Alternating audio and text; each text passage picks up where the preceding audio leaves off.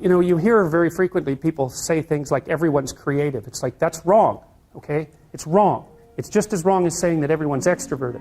First of all, you have to be pretty damn smart to be creative, because otherwise you're just going to get to where other people have already got, and that's not creative by definition. So being fast and being out there at the front of things really makes a difference. And then you also have to have these divergent thinking capabilities, and that's part of your trait structure.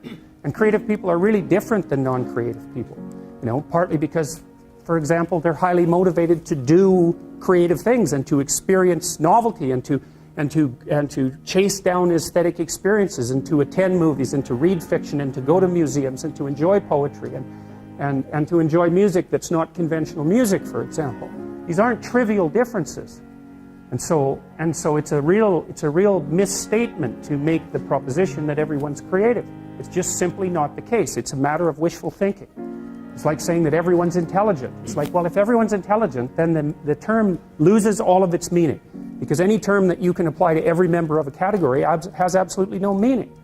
Now, that doesn't, and you know, the other thing you want to be thinking about here is that don't be thinking that creativity is such a good thing. It's a high-risk, high-return strategy. So if you're creative, you just try this. There's creative people in this room, man. You guys are going to have a hell of a time monetizing your creativity. It's virtually impossible. It's really, really difficult because, first of all, let's say you make an original product. You think the world will beat a pathway to your door if you build a better mousetrap. It's like, that's complete rubbish. It isn't true in the least.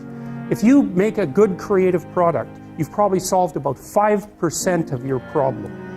Because then you have marketing, which is insanely difficult, and then you have sales, and then you have customer support, and then you have to build an organization, and you have to, if it's really novel, you have to tell people what the hell the thing is. You know, we built this future authoring program, right, and it's available for people online. So how do you market that?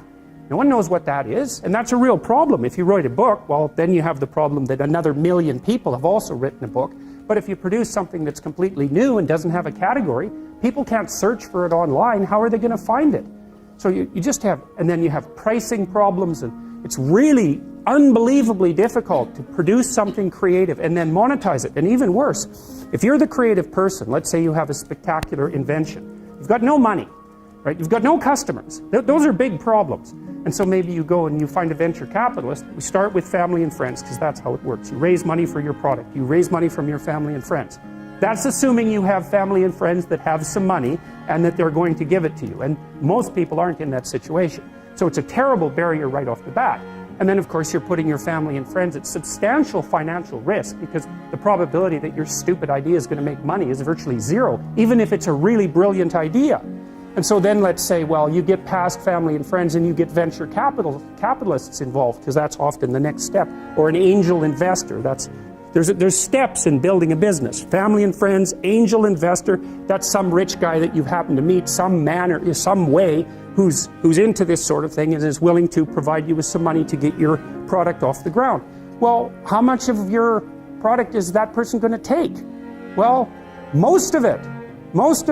And then if you get a venture, and no wonder, because, you know, you don't have any money. How are you going to bargain for control over your product? He'll just say, well, do you want the money or not? And if your answer is no, then he'll go and do something else with his money. It's not like there's no shortage of things that you can do with your money. There's a million things you can do with it. So you're not in a great bargaining position.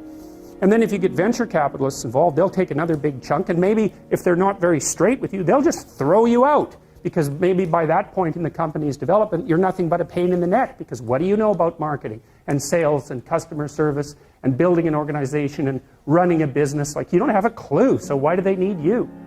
So even if you're successful at generating a new idea and you put it into a business, the probability that you, as the originator of the idea, are going to make some money from it is very, very low. So don't be thinking that creativity is something you would want to curse yourself with. Now, you know, it's not all bad, because it opens up avenues of experience for creative people that aren't available to people who aren't creative. But it definitely is a high-risk, high-return strategy. You know, so the overwhelming probability is that you will fail. But a small proportion of creative people succeed spectacularly. And so it's like a lottery in some sense. You're probably going to lose. But if you don't lose, you could win big. And that keeps a lot of creative people going. But also they don't really have much choice in it, because if you're a creative person, you're like a fruit tree that's bearing fruit. So you don't really have, you can suppress it, but it's very bad for you. You know, the creative people I've worked with is if they're not creative, they're miserable, so they have to do it. But, and you know, there's real joy and pleasure in it, and psychological utility. But that doesn't necessarily mean that it's an intelligent, it's certainly not a conservative strategy for moving forward through life. So, and you know, whenever I talk to people who are creative, and you guys should listen to this, because I know what I'm talking about.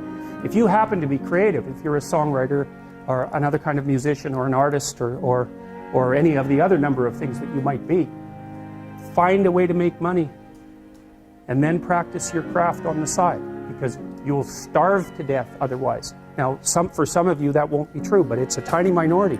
Your best bet is to find a job that will keep body and soul together and parse off some time that you can pursue your creative thing, because then, well, as a long-term strategy, a medium to long-term strategy, it's a better one.